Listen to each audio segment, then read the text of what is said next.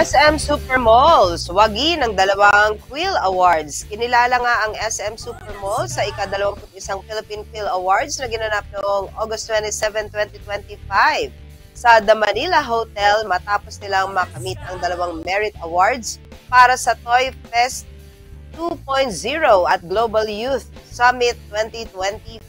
Ang Philippine Quill Awards na itinuturing na pinaka-prestihiyosong pagkilala sa larangan ng business communication sa bansa ay iginagawad sa mga programang may mataas na pamantayan at may makabuluhang epekto sa lipunan. Tampok sa Toy Fest 2.0 ang mga life-size action figures na likha ng mga fans na itinampok sa iba't ibang SM malls tulad ng Bacoor, Sorsogon, Santa Rosa at 13 Martires. Dinumog ito ng mga kolektor at pop culture enthusiasts na nagbigay ng kakaibang karanasan sa mga bisita.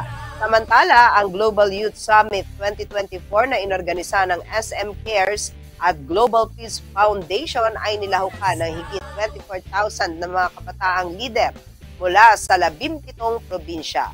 Bukod sa pagsusulong ng UN Sustainable Development Goals, nagkaloob din ito ng 250,000 pesos na seed grants para sa mga proyektong nakatuon sa sustainability.